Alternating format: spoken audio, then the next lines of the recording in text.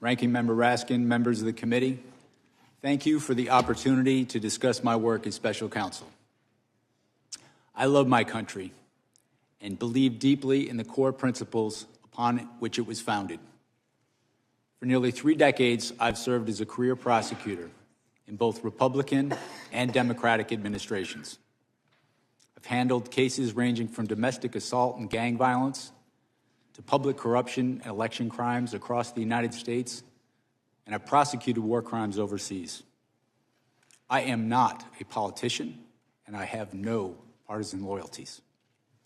My career has been dedicated to serving our country by upholding the rule of law. Throughout my public service, my approach has always been the same: follow the facts and the law without fear or favor. Experienced prosecutors know that specific case outcomes are beyond our control. Our responsibility is to do the right thing, the right way, for the right reasons. These principles have guided me through my career, including as special counsel. I'm proud of the work my team did, and I appreciate the opportunity to appear here today to correct false and misleading narratives about our work. During my tenure as special counsel, we followed Justice Department policies, we observed legal requirements, and took actions based on the facts and the law. I made my decisions without regard to President Trump's political association, activities, beliefs, or candidacy in the 2024 election. President Trump was charged because the evidence established that he willfully broke the law, the very laws he took an oath to uphold. Grand juries in 2 separate districts reached this conclusion based on his actions, as alleged in the indictments they returned. Rather than accept his defeat in the 2020 election, President Trump engaged in a criminal scheme to overturn the results and prevent the lawful transfer of power. After leaving office in January of 21, President Trump illegally kept classified documents at his Mar-a-Lago social club and repeatedly tried to obstruct justice to conceal his continued retention of those documents. Highly sensitive national security information was held in a ballroom and a bathroom.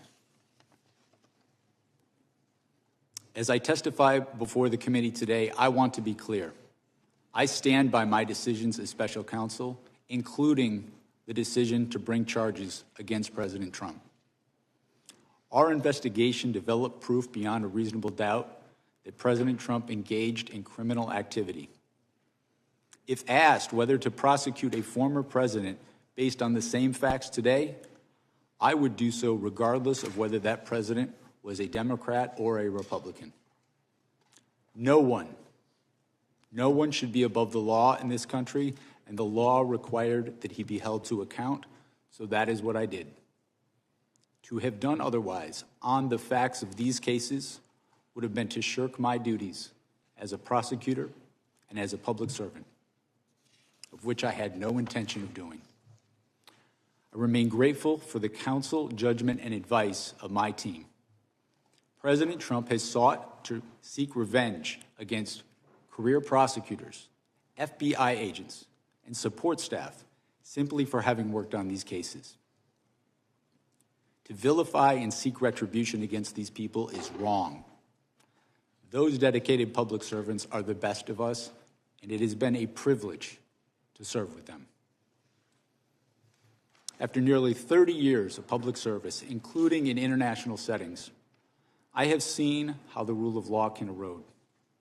My fear is that we have seen the rule of law function in our country for so long that many of us have come to take it for granted.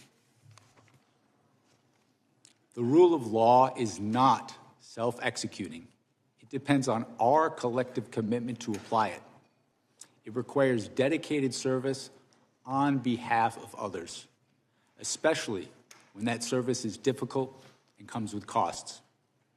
Our willingness to pay those costs is what tests and defines our commitment to the rule of law and to this wonderful country. Thank you.